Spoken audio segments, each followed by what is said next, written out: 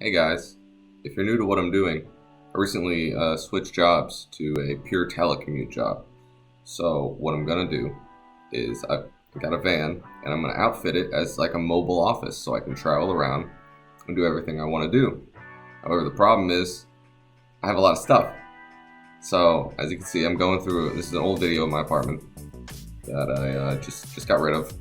And what you really have to do is you have to embrace minimalism at this point because it doesn't look like a lot of stuff that's through my apartment. But I collected a lot of stuff. I just like, I could use this at some time. Or yeah, you have to have a TV in the living room even though I never used it.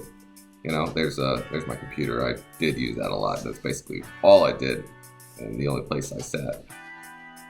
But yeah, I mean, you can tell the apartment already is, pretty empty. Vacuum, no table or anything, just like, microwave, coffee maker, things like that. But I mean, you just collect things, like different types of rice cookers and lamps, and that's what I'm looking at right now. As I went through my stuff, I realized that I had a lot of things that I just didn't. I think there's a good rule, it's the 20-20 rule, is most of the things that you collect that you think, oh, I can use this sometime down the road, you can either replace it for $20 and in 20 minutes. And I found that a lot to be true. I mean, I had old things like, wine making kits and extra vacuums, extra light bulbs, like more light bulbs than I would need just because, you buy them at Costco. I had rolls and rolls of paper towels. It's just stacked up in the closet for what? I don't use them. But that's the type of thing that I had that pack rat mentality of just collecting all the different things. And one thing I really liked to collect was books. And I had a lot. Even if I didn't like the books, I felt satisfaction in having them just being displayed. And that's not a good thing because somebody could be reading them and I wasn't. So there's value in it for somebody else that's not me. And I had a lot of clothes, a lot of dress shirts that I never even wore. Some didn't even fit. I would wear basically the same 10 dress shirts every day to work. And it was too much. It's good that I started to get rid of this stuff.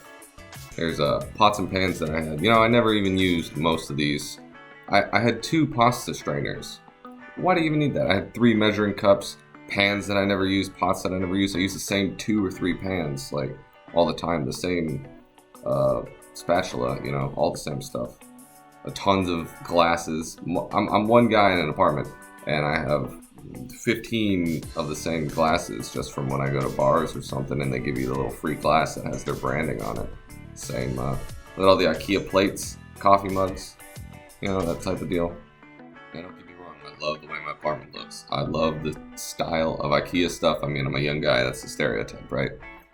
But it just won't fit in the new van, so I gotta get rid of it. It's things like these tables and couches are definitely not gonna fit. I disassembled the table pretty quickly, and that found a home right away. But then the apartment did look kind of lonely. It looked weird, having a table for two plus years in this apartment, and then boom, it's gone. And then that's when it really starts to hit in. As soon as I got rid of the first piece, I'm like, wow, this is really happening. And then, ooh, man, it looked pretty clean, and I always kept the apartment clean. But as soon as I started digging out stuff in the closets and the cabinets, I realized I had a lot of garbage. And that's the books I talked about. Just, it doesn't look like a lot here because the picture's small, but I'll tell you, it's a lot of books. And I had more in the closet that I just didn't fit on the shelves, and the shelves are already overflowing. If you don't know, the Amazon seller app is actually really awesome for selling, anything, but particular here is books. All you had to do was you had to sit down and scan the barcode. It would automatically tell you what your estimated price would be, like what your cut would be. And you can say, do you want to sell that? Yep. So all you do is you bunch them all up, bunch the books you want to sell into a box, and you ship it to Amazon. And then they take care of it. They sell it all, they ship it, and you don't have to worry about. And what's best about that is you get the little Prime logo next to your items, so people can get it into 2 days. Which is, for me, I always want to buy the items that have Prime shipping because that's 2-day free shipping if you have an account. So that's pretty fascinating. I was able to sell maybe 20 or something books out of that whole collection, and I was able to make an estimated about $250. I say estimated because I haven't sold them all yet, but that's what their going rate is, and which is pretty amazing. But I also had some books that were worth more than others, like some textbooks, and you can kind of tell what's going to be more valuable. Like, you know, everybody has a paperback copy of some pulp fiction or science fiction novel, whereas something like finance books always resell pretty highly, especially if they're hardback. Hardback always sells more. You know, very specific Wall Street books or history books, rare books. That's the sort of thing that you could really sell and make a bit of profit on. I listed some of the furniture on Craigslist, and there were some other little apps that I used to sell things. I can't remember what it's called offhand. But not a lot of things sold. So what I had to do is I had to get rid of it anyway, so it was time for Goodwill.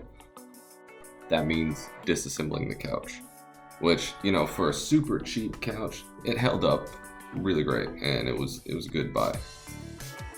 One of the things that the old tenants had left, and I had just put out in the outside closet for, you know, 2 years, was an old CRT TV and cathode ray tube. And it was way too heavy to lift.